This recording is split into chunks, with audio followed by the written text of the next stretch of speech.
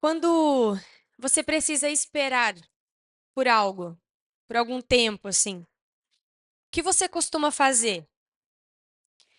Eu lembro que era uma das coisas que eu menos gostava quando eu era criança, era esperar alguma coisa. Esperar, por exemplo, a gente ia sair, ia para algum lugar e alguém vinha buscar a gente. Nossa, aquela espera até aquela pessoa chegar na porta da minha casa era algo muito longo. Mas hoje é bem comum quando a gente precisa esperar por alguma coisa assim mais rápida, digamos que dura minutos ou algumas horinhas. O que que a gente faz? Estou na fila do mercado. Certinho, Binha. Celular. Se tu tá na fila do consultório, se tá esperando uma consulta, se tu tá esperando alguma coisa, como que a gente ocupa esse tempo de espera? É raro você ver uma pessoa que não está no celular nesses ambientes, que é vem consultório no lugar de espera.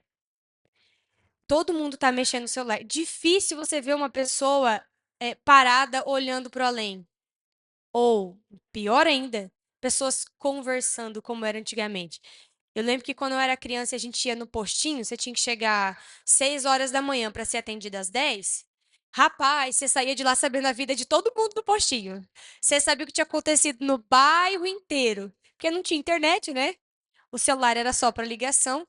Então, você conversava com toda pessoa que chegava lá, os melhores e os que estavam quase morrendo. Todo mundo tinha porque tinha que ocupar o tempo ocioso, essa espera de alguma forma. E era conversa. Hoje em dia é um silêncio total, porque as pessoas estão todas nos seus celulares, estão com fone de ouvido, ouvindo apenas aquilo que o celular está entregando. E esses são exemplos de esperas mais rápidas, né? Se bem que eu acho que cada vez mais a gente tem ocupado nossa vida com telas, com tecnologias, o nosso tempo de vida com isso. Mas, e quando a gente precisa esperar por algo que demora mais tempo? Por exemplo, a realização de um sonho, ou a cura de uma doença, ou quando a gente espera por uma promoção no trabalho, ou espera por uma mudança de vida, quando a gente espera que alguém da nossa vida mude de vida, tenha, sei lá, se liberte de um vício, conheça Cristo e venha a conversão. O que que a gente faz nesses períodos de espera que são mais demorados na vida? Se uma pessoa, e tem pessoas que têm muita dificuldade de ter foco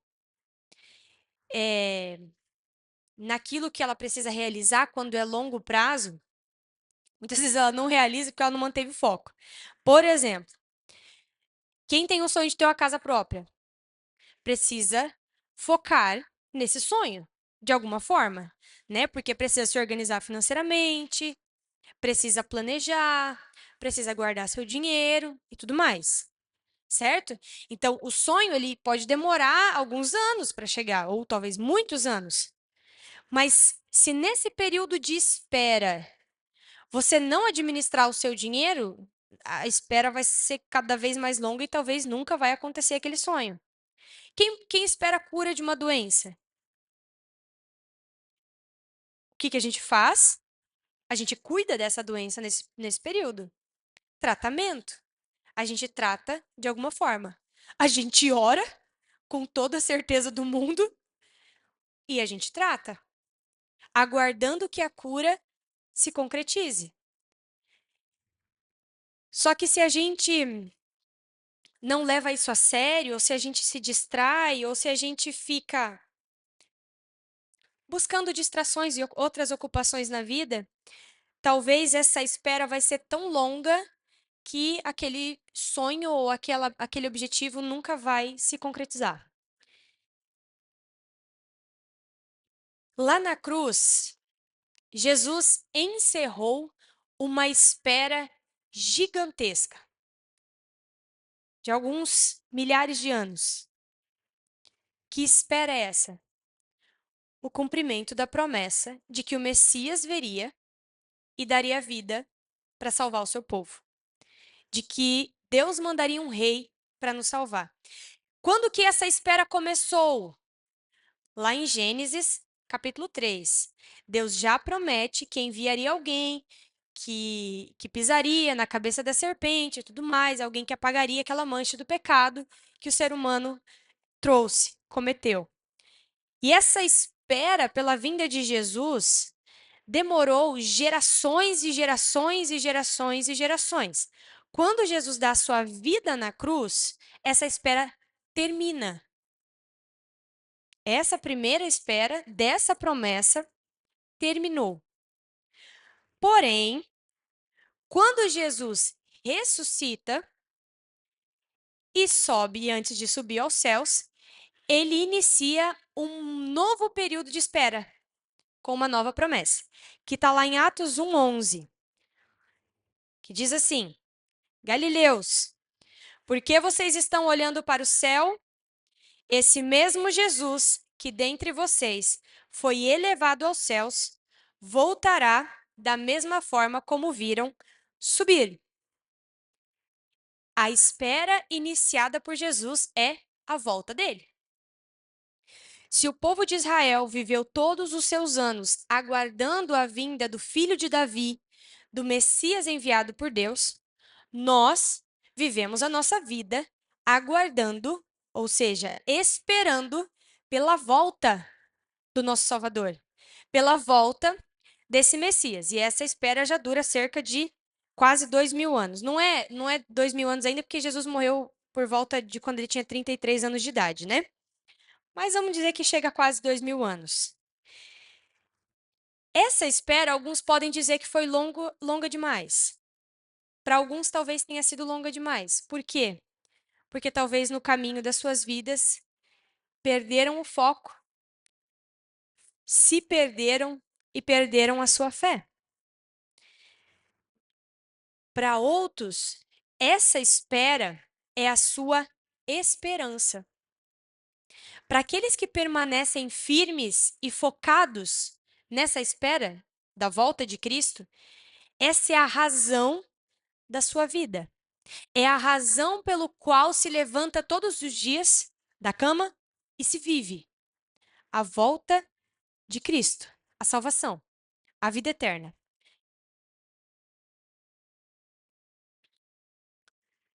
Para uma espera tão longa assim, que começou antes da gente nascer, o que nós fazemos enquanto ela não acaba? Como que a gente ocupa o nosso tempo durante essa espera?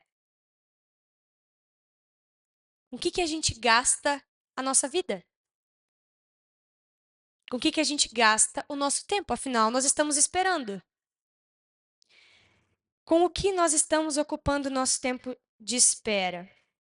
Nós estamos buscando por distrações para que esse tempo passe? É possível viver uma vida de distrações, assim como nós estamos habituados a nos distrair nas filas de espera do cotidiano, com o nosso celular, com as nossas séries, com a nossa televisão. Alguns têm hábito de ler. Assim como a gente está habituado a essas distrações pequenas, nós podemos sim passar pela vida com meras distrações. Essas distrações que podem ocupar a nossa vida pode ser, sim, os nossos celulares, pode ser o nosso trabalho, podem ser as nossas programações diárias, podem ser muitas coisas. Será que a partir da cruz de Cristo e da sua ressurreição, a nossa espera tem algum foco? Tem alguma ocupação específica? Ou nós podemos simplesmente viver a vida e aproveitar os nossos dias e quando Jesus voltar, daí sim, amém, voltou, agora a gente vai com ele. Mas enquanto ele não volta, eu vou vivendo a minha vida, vou vivendo os meus dias, vou tendo dinheiro para fazer minhas viagens, vou construindo meus sonhos e tudo mais. Será que é assim que a gente vive a vida, esperando a volta de Cristo e tendo o nosso coração nessa esperança? A gente não pode se enganar, igreja. Assim como Jesus, na sua ressurreição, iniciou uma nova espera, ele também nos deu uma tarefa muito específica nesse período de espera. Ele não deixou a gente ocioso. Não é tempo ocioso para a gente se distrair com qualquer coisa desse mundo. Nós não estamos como na fila do mercado. A gente costuma ficar no nosso celular sem nem olhar para a pessoa que está na fila com a gente. Nessa espera, a gente tem uma tarefa específica. Eu quero convidar a igreja a abrir as suas Bíblias em Atos, Atos dos Apóstolos, capítulo 1, versículo 1. Livro de Atos, no Novo Testamento, capítulo 1, versículo 1.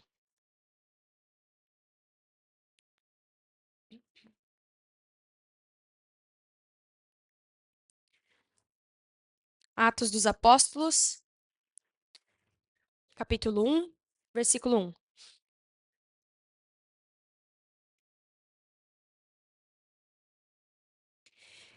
Amém?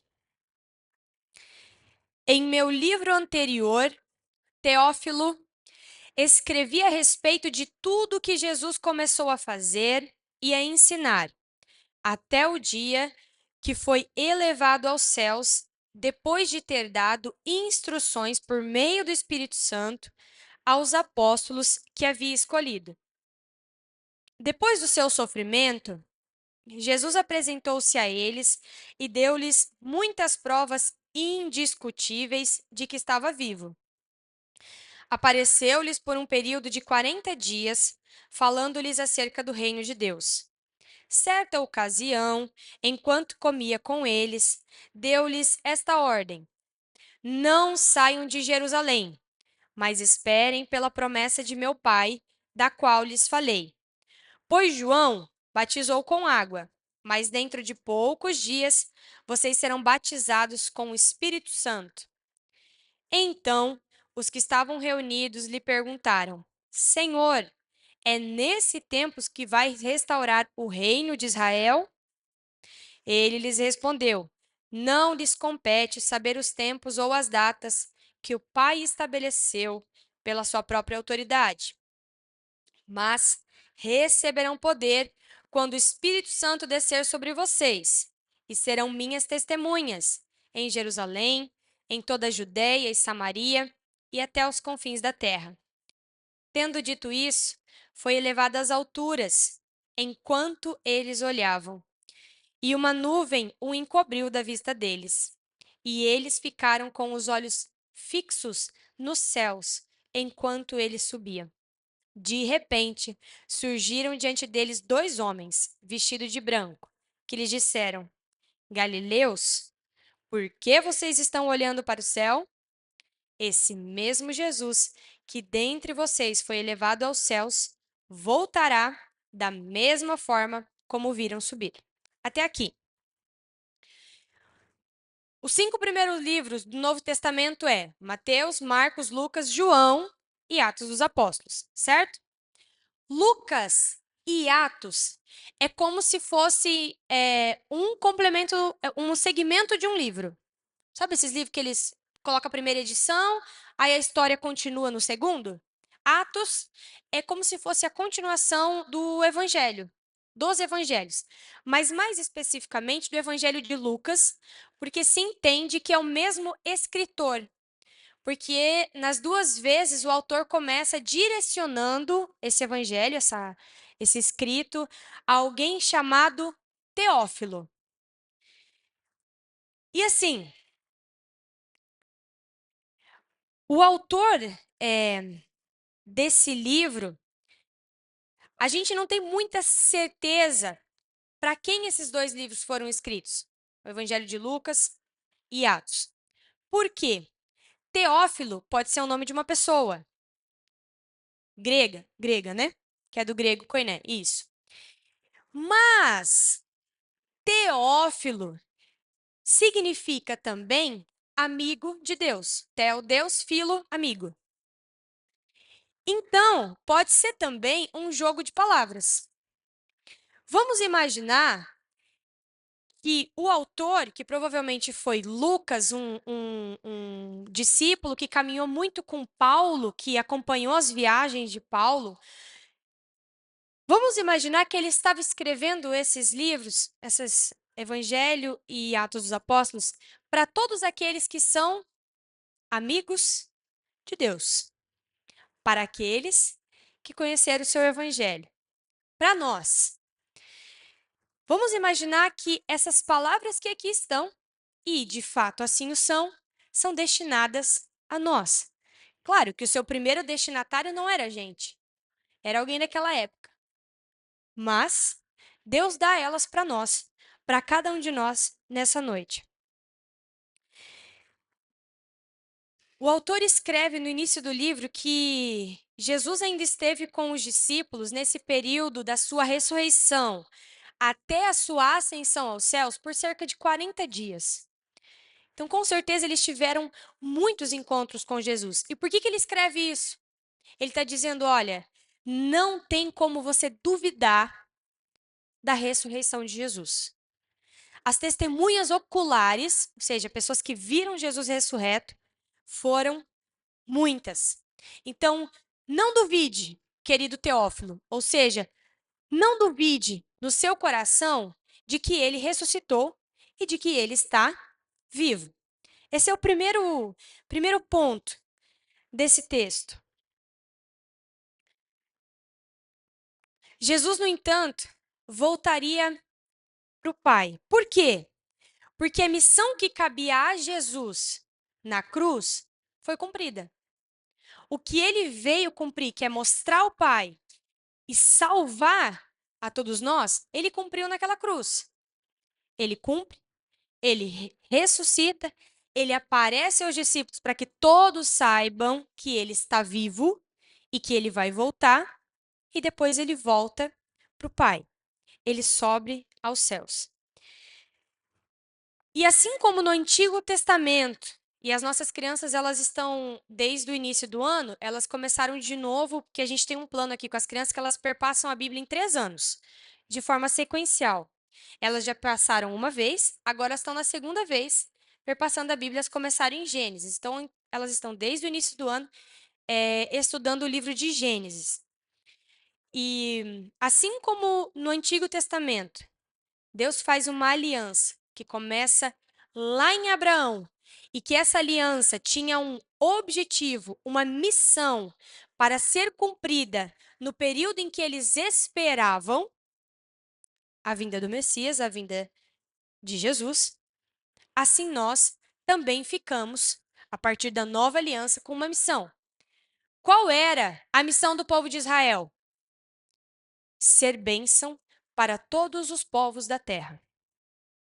Deus formou um povo, colocou esse povo num lugar estratégico para que, a partir desse povo, os povos da terra fossem abençoados, fossem alcançados e conhecessem a Deus. Na nova aliança, Jesus renova, recomeça esse período de espera pela sua volta, também com uma missão para todos aqueles que são seu povo, que são amigos de Deus, que são seus discípulos. E essa missão, ela foi confiada a mim desde o dia que a minha vida foi entregue a Cristo.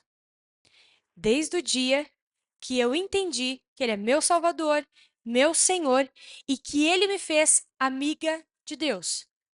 Essa missão, nesse tempo que você espera pela volta de Jesus, foi dada a você no dia em que sua vida foi entregue a Jesus.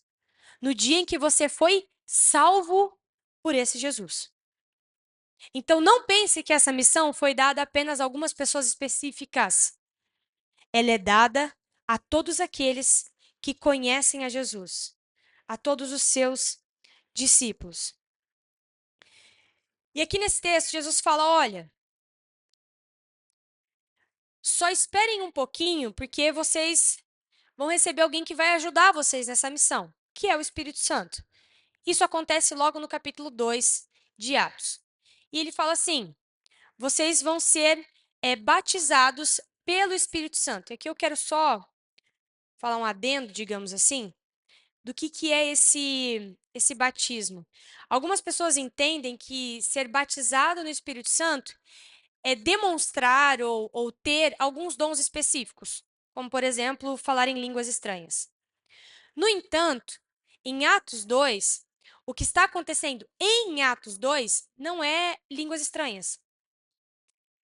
Os discípulos são capacitados a falar em todas as línguas dos povos que lá estavam. Para quê? Para que o evangelho fosse pregado na língua de todas as pessoas que lá estavam. Em Atos 2, é isso que está acontecendo. Então, qual é o sinal de ser batizado do Espírito Santo? Entregar sua vida a Cristo e frutificar segundo todos os dons do Espírito. Tem pessoas que talvez nunca vão ter o dom de orar em línguas, mas têm outros dons e esses dons geram fruto para o reino de Deus. A pessoa batizada no Espírito Santo gera fruto para o reino de Deus. Jesus sabia também que esses discípulos eles tinham uma grande curiosidade e ele sabia que a gente também ia ter em se perguntar que dia que ele ia voltar. Ele já tinha falado isso nos evangelhos, mas aqui eles perguntam novamente: Mestre, vai ser nesse tempo que você vai restaurar o reino de Israel? E ele fala mais uma vez: Não compete a vocês saber dia nem hora, isso cabe apenas ao Pai. Jesus até se isenta disso. Ele fala que apenas o Pai sabe o dia e a hora em que chegará o juízo final, em que Jesus vai voltar para buscar a sua igreja. E ele afirma isso mais uma vez aqui em Atos. Por quê? Primeiro que isso gera uma dependência da nossa parte gigantesca. Pensem comigo. Se eu soubesse o dia e a hora, eu podia falar assim, bom, eu tenho tempo de gazear com a minha vida e fazer o que eu quero até tal hora. Aí, uns 2 dias antes de Jesus voltar, eu ponho tudo em ordem, né? E aí vai ficar tudo certo. Não, não funciona assim. Não funciona assim. Porque a palavra de Deus diz que ou quando a gente morrer, ou quando Jesus voltar, acabou nosso tempo de espera de oportunidade. Nós temos a oportunidade de entregar nossa vida para Jesus e de viver com Ele, de viver essa missão que Ele nos confiou até Ele voltar ou até nossos dias na Terra acabar. O que acontecer primeiro? A gente não sabe quando vai ser. Isso torna essa espera mais dependente de Deus e com mais confiança. Eu não sei quando vai ser. Pode ser amanhã, pode ser depois que eu morrer. Mas se for amanhã, que até amanhã eu esteja vivendo com Ele. Se for até eu morrer, que eu esteja vivendo com Ele. Isso gera uma dependência e uma confiança.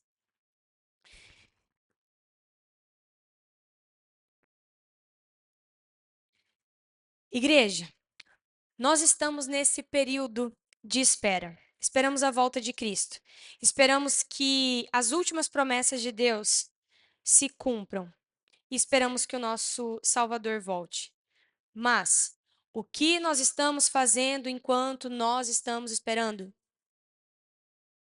Como nós temos gasto a nossa vida enquanto a gente espera que as promessas de Deus se cumpram?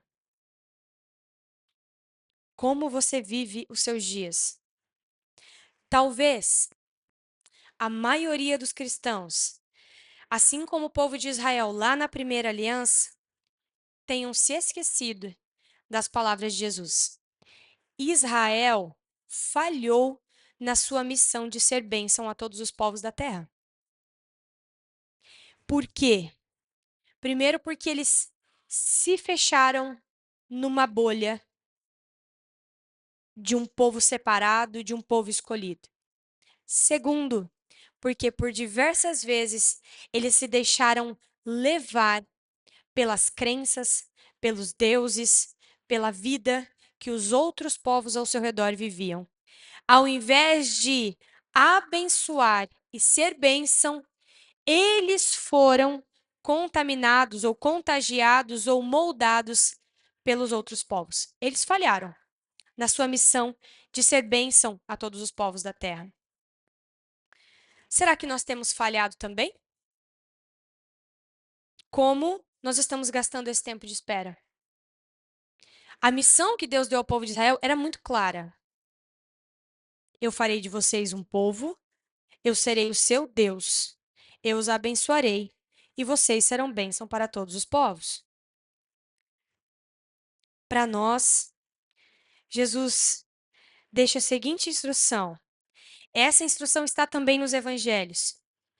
Mas receberão poder quando o Espírito Santo descer sobre vocês, e serão minhas testemunhas em Jerusalém, em toda a Judéia e Samaria e até os confins da terra. Quando Jesus diz serão minhas testemunhas, ele está dizendo assim: todos vocês que me conhecem, que são meus discípulos, têm uma missão até que eu volte.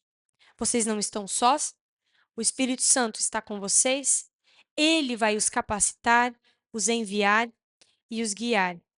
E vocês vão chegar até os confins da terra com o meu evangelho, com essa boa notícia de salvação. Nós temos essa missão dada por Jesus. A nossa boca tem que anunciar a cruz de Jesus. As nossas mãos têm que todos os dias demonstrar o amor de Jesus. Os nossos pés devem ir ao encontro das pessoas que estão perdidas. Os nossos olhos têm que enxergar a dor que o outro está sentindo. O nosso abraço deve acolher aquele que está cansado, aquele que está caindo. Os nossos ouvidos devem ouvir as dúvidas dos corações daqueles que estão angustiados, daqueles que estão perdidos. Mas, será que o nosso coração tem de fato batido por essa missão? Você tem ocupado os seus dias olhando, vivendo para anunciar o Evangelho, para ser testemunha de Jesus, da onde você está até os confins da terra? Por que Jesus fala Jerusalém, Judéia, Samaria e confins da terra? Talvez para nós ele diria assim: na sua casa, na sua vizinhança, na sua cidade, no seu país.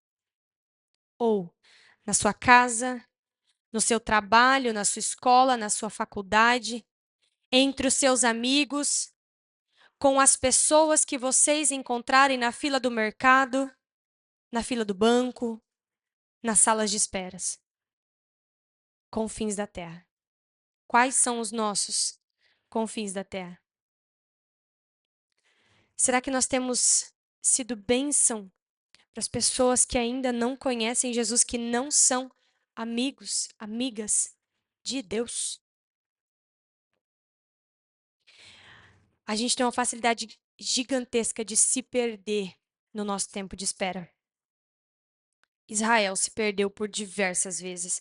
E por diversas vezes Deus falou: volta, ó Israel, volta, ó Israel, presta atenção no que vocês estão fazendo. Jesus envia o seu filho para mostrar para a gente quem é o Pai, qual é a vontade do Pai, para morrer por nós na cruz, para dar a sua vida por nós. E antes desse filho subir aos céus, ele dá uma missão para a gente. Vocês são as minhas testemunhas. O que você tem testemunhado? A sua vida é um testemunho de quem Jesus é. A forma como você age. Eu fico pensando, né, quando cara, quando tu tem filhos, a tua cabeça trabalha muito mais, eu acho, do que antes. Assim, é um negócio que mexe muito contigo, né? Eu fico pensando assim, será que quando meu filho for grande, quando ele for adolescente, né, ou quando ele já tiver uma idade de criança, assim, que ele já consiga analisar algumas coisas, será que ele vai olhar para a mãe e o pai dele e pensar assim, eu quero ser como meu pai e minha mãe na questão da fé? Será que eles vão poder dizer para mim, ele vai poder dizer para as pessoas, não, a minha referência é o meu pai e a minha mãe? Eu tive as minhas referências em casa. E eu posso dizer que eu tive as minhas referências em casa. Esses dias nós fizemos essa pergunta no PG dos adolescentes. Talvez vocês deveriam perguntar isso para os filhos de vocês. E filhos, não tenham medo de responder o que vocês responderam no PG. Não tenham medo. Será que nós somos as referências de fé, as testemunhas de Jesus dentro da nossa casa? Será que eu sou testemunha de Jesus para o meu esposo? E ele é testemunha de Jesus para mim? Assim como meu pai foi para minha mãe? Porque o meu pai sempre teve uma vivência de fé muito mais sólida desde a sua infância do que a minha mãe.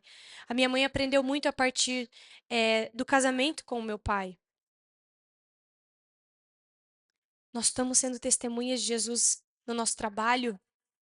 As pessoas olham para a gente e vê, essa pessoa é diferente. O caráter dela é diferente. Os olhos dela brilham de uma forma diferente. Será que nós temos sido testemunhas de Jesus na nossa escola, na nossa faculdade, no nosso trabalho?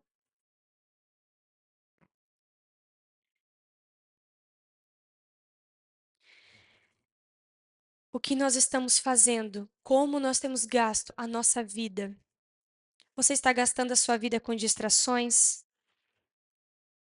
Você tem gastado seus dias correndo atrás de alegrias dessa vida, de prazeres, de dinheiro, de relacionamentos pecaminosos, de validação do mundo, corrido atrás de status, de beleza, de finais de semana, de festa, de bebedeira?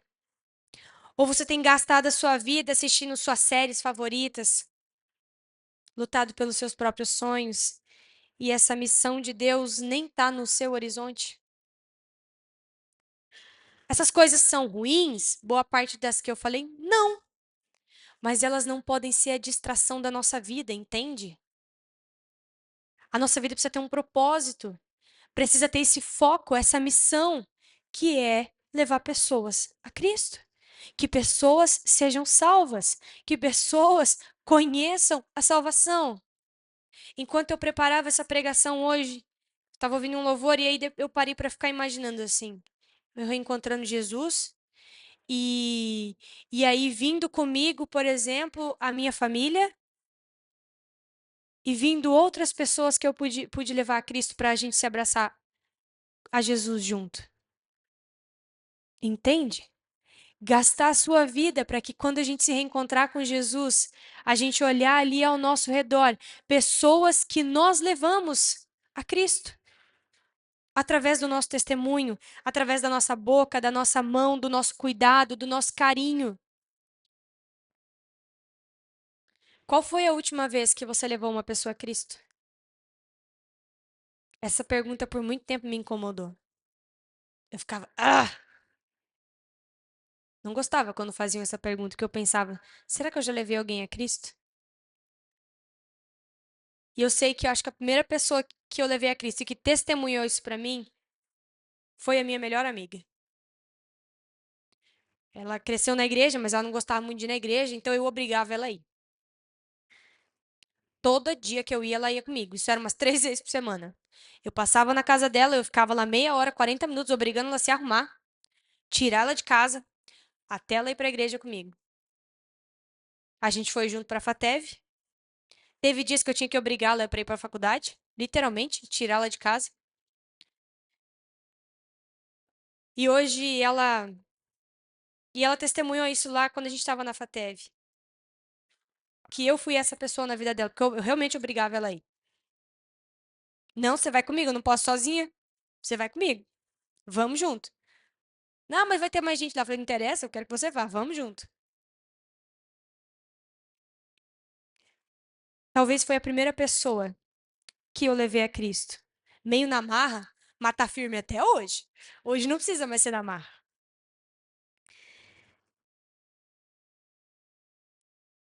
Com o que você tem gasto os seus dias? Eu vou pedir para Paulinho colocar uma imagem. Pode desligar a luz aqui só para dar para enxergar direito? Isso aqui, eu queria achar uma foto da data específica, mas eu não achei. Então, eu peguei uma foto da internet. Isso aqui, meus queridos, é a BR-163, no Pará, há poucos anos atrás. Hoje está um pouco melhor. Acho que tem asfalto até. Não, não tem até Altamira. Já tem até Altamira? Até Santarém? Até o Porto? Acho que não. Tem uns trechos que ainda não tem. Mas isso aqui era assim: saía da nossa cidade de origem, que eu sou de Guarantã do Norte, Mato Grosso, divisa o estado com o Pará. Então, saía da nossa cidade, acabava o asfalto. E teve uma vez que nós tivemos que. Pode deixar desligado, Lucas. Pode deixar desligado por enquanto. Que a missionária das comunidades do Pará, eles estavam de férias e nós fomos lá fazer uma rodada de culto. E aí foi a missionária, né, que era a minha pastora no caso, eu, a Cleide Mar, que hoje é missionária na minha comunidade de origem, o irmão da Cleide e o Daniel, que é meu primo, que é pastor hoje em Santa Catarina. Por que a pastora carregava a gente? Porque ela era sozinha e ela não era doida de se enfiar num lugar desse sozinha. A gente era, né, o braço. E nós fomos e tudo mais. Primeiro dia foi até tranquilo. A gente passava muito por esses lugares assim de atoleiro, né? Era um Fiat Uno Way, que ele era um pouquinho mais alto que o Uno normal, aqueles quadradinho branco, para ser um pouquinho mais alto, e a gente ia. E fomos, fizemos o primeiro culto em Castelo dos Sonhos. Aí a gente fazia um culto num lugar que era longe, longe. Pra vocês terem ideia, a gente saía de Guarantã quinta de meio-dia para fazer o primeiro culto sexta-noite, para fazer o segundo culto sábado à tarde, o outro culto sábado à noite e o outro culto domingo e voltar embora. A gente ia até o final e ia voltando fazendo culto nas comunidades. Teve um lugar que a gente foi que saía da BR-63, então era pior do que isso daqui. 15 quilômetros para dentro. A gente foi, chegou na casa, fez o culto e tudo mais, choveu a noite inteira. A noite inteira. No outro dia de manhã, nós tomando café, a dona da casa falou assim: comem bastante, tá? Vocês vão demorar para chegar na BR. Eu não entendi muito bem, mas a Dulce, ela tinha um estoque de salgadinho e besteiras assim no carro. Sempre que a gente fazia essas viagens, ela comprava para os jovens. Dito e feito, a gente saiu da casa, a gente atolou o carro por praticamente 15 quilômetros. Quando a gente abriu o porta-mala para ver se tinha alguma coisa para a gente ajudar a desatolar o carro, por que o carro atolava? Porque grudava tanto barro na roda que a roda não girava mais. O barro grudava, assim, sabe? Então a gente tinha que tirar o barro, o carro andava uns, sei lá, 15 metros, a gente tirava o barro. Aí a gente abriu o porta-mala, tava chovendo, tinha uma enxada, um guarda-chuva, corda e tinha mais algumas coisas. Não sei se era foice, tinha facão, tinha um kit lá. Falei assim, oh, por que será que tem o kit aqui dentro, né? Já era o kit de sobrevivência, porque o carro era da outra missionária, né? Do outro casal de missionários que estavam lá. E a gente foi indo nessa história e tal, já passou a manhã inteira, já era quase meio-dia, e aí a gente chegou num morrinho que tinha um rio, e aí a Dulce falou assim, olha, desce, que eu vou acelerar e vou subir isso aqui com tudo, que se eu subir devagar não vai subir. E a Dulce foi, quando ela quase chegou no topo, o Uno parou e voltou para trás e quase caiu dentro do rio. Aí a gente ficou lá algumas horas esperando, e eu e a Cleide fomos numa outra casa mais pra frente ver se tinha alguém que podia ajudar. E tinha uma mulher sozinha naquela casa e não tinha ninguém para ajudar. E a gente voltou, até que chegou uma caminhoneta que traçou a caminhoneta, passou corrente na roda da caminhonete. Não sei se vocês já viram isso, eu nunca tinha visto aquilo. Passou corrente nas rodas da caminhonete para tirar a gente de lá. E eles levaram a gente até a BR. Mas antes deles levar a gente até a BR, a gente falou assim, Dulce, vamos lá pedir água para essa mulher que a gente foi pedir se tinha ajuda. Quando a gente chegou na casa da mulher, aquele cara era parente da mulher, então ele encostou lá com a caminhonete também. Ela falou assim: não, não, não, pode vir, eu já fiz almoço para vocês. Eu sabia que vocês não iam sair daqui hoje. Pode vir, eu já fiz almoço para vocês. E todos nós almoçamos naquela mulher que a gente nunca mais viu depois.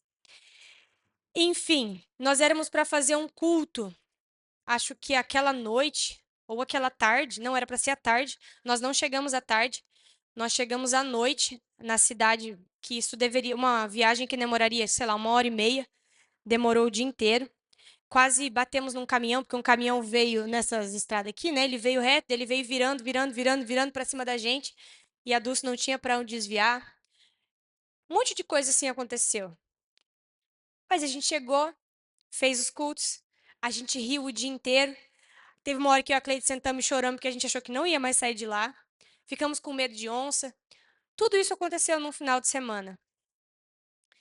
E quando a gente voltou para o Guarantã, de todas as viagens que a gente fez para o Pará, porque várias pessoas, vários jovens fizeram, porque depois ficou sem pastor lá por um bom tempo e a Dulce tinha que ir para lá todo mês, essa eu tenho certeza que foi a melhor. O Paulinho vai discordar porque ele acha que as dele foi melhor, mas essa foi a mais legal. Onde eu quero chegar com essa história? Quando eu fui para decidir, né, o que eu vou fazer depois do ensino médio, com o que eu vou gastar o meu tempo de espera. A imagem que veio na minha mente foi de eu literalmente andando num Uno, porque na minha paróquia só tinha Uno. Os únicos carros que tinham lá era Uno, eram os únicos carros que resistiam às estradas de lá. E indo de lugar em lugar pregando o evangelho de Cristo. Era essa a imagem que vinha na minha mente. E eu lembro do momento e lembro do lugar quando eu estava lá em Arabutã, anos depois, depois da teologia, depois de já ter se formado, quando eu estava estagiando lá em Arabutã, que eu parei o carro em cima do morro, olhei aqueles morros de Santa Catarina e falei assim: é Deus, agora eu sou essa pessoa. A pessoa que pega o carro e que vai fazer cultos pelas estradas, pregar o evangelho. E é com isso que eu gasto a minha vida desde aquele dia. Com toda certeza, essas histórias, muitos não enfrentariam o que aqueles missionários da nossa região enfrentavam. Muitos não davam conta, literalmente. Mas foram esses momentos em que a gente ficava dias dentro de um carro, rindo, brincando, comendo um monte de bobageira, salgadinho, doce, um monte de coisa que a pastora comprava pra gente, que marcaram e me fizeram imaginar como que Deus queria que eu gastasse o restante da minha vida. E eu posso dizer sim que tem dias que são difíceis, um pouco solitários, por mais que a gente esteja rodeado de gente, mas não há alegria maior do que ver pessoas entregando sua vida a Jesus e pessoas crescendo na fé. Não há alegria maior do que imaginar uma igreja crescendo e sendo edificada e pessoas vivendo o evangelho não só aqui dentro, mas daqui para fora.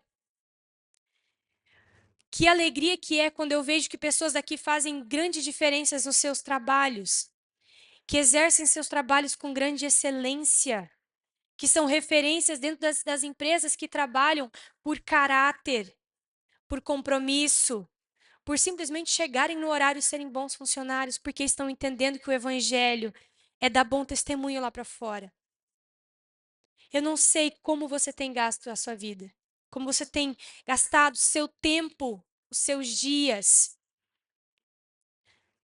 Talvez o teu chamado não seja específico para pegar um carro e sair por aí até os confins da terra, porque lá era os confins da terra, vou dizer para vocês, viu? Não é os confins, não, tem muito lugar ainda para frente lá. Talvez o teu chamado não seja esse.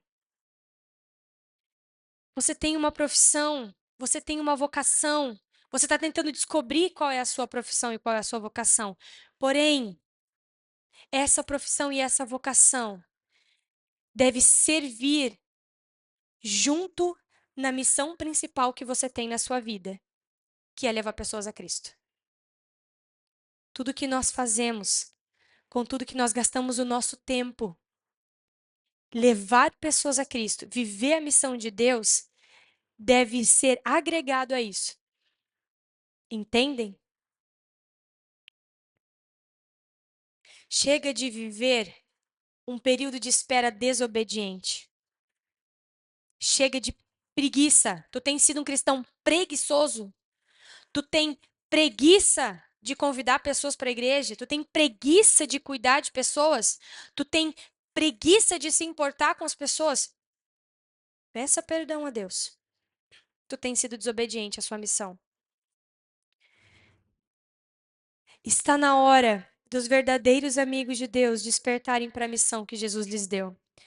Enquanto Jesus não volta e nós ainda temos dias de vida, vamos viver esses dias levando pessoas a Cristo. Hoje, enquanto eu preparava a pregação, eu mandei até um link lá no grupo da comunidade. Eu estava ouvindo uma playlist e apareceu a música do Resgate, que eu não sei o nome da música, mas é uma música acho que feita pelos 30 anos da banda Resgate, e eles já são, eu vou dizer como eles falam assim, né? Eles são mais velhos já na caminhada, né? E eu ouvindo aquela música, olha, eu vou enviar pra minha equipe ministerial, pro João, o João, o Irno e o Heraldo ouvir. É muito legal aquela música. Que eu dei uma parte que eles falam assim, que essa velharia ainda tem lenha para queimar. É muito legal.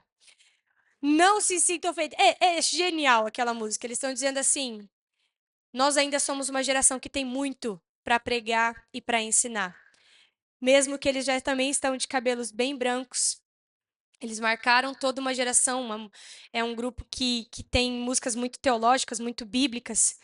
E eu fiquei olhando e pensando assim, que nós possamos ser assim, até o fim dos nossos dias, vivendo a missão de Deus. A música fala deles viverem essa missão e deles não desistirem dessa missão, de levar o evangelho, de conduzir as pessoas ao verdadeiro evangelho até o final das suas vidas. Os nossos olhos devem brilhar por isso. Os seus olhos brilham quando você vê alguém entendendo algo da Bíblia. No seu pequeno grupo, quando você percebe que alguém compartilha algum anseio, compartilha algo que estava no seu coração, você fala: Uau, olha, essa pessoa está entendendo, olha que legal. A gente precisa sair da frente da nossa televisão, desligar um pouco o nosso celular e gastar mais tempo conversando com a nossa família. Sabendo o que está passando no coração da nossa família. Falando de Jesus dentro da nossa casa. E da nossa casa para outras casas. Talvez você olhe e fale assim: Daline, eu acho que eu ainda preciso me tornar amigo de Deus. Eu ainda preciso fazer parte dessa missão. É tempo. Tu tá vivo e Jesus não voltou ainda. Então, está em tempo. Está em tempo de você entregar a sua vida para Jesus.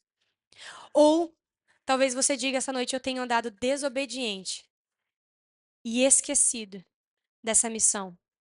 Há tempo. Ainda é tempo. Tu tá vivo e Jesus ainda não voltou. Então a espera ainda não acabou. A partir da cruz de Cristo, o que os discípulos fizeram? Eles foram enviados. Agora eles são enviados de Jerusalém, Judeia, Samaria e até os confins da terra para cumprir a missão de Deus, para pregar o seu evangelho, para que, como diz uma música do Rodolfo Abrantes, até que a casa esteja cheia, até que o seu reino venha e que cada coisa esteja em seu lugar, como o Pai nos falou. Até a casa de Deus estar cheia, nós temos missão a ser feita. Nós não estamos distraídos e não podemos ficar distraídos, ocupando nossa mente com qualquer coisa. A nossa esperança tem que ser ver vidas chegando a Cristo.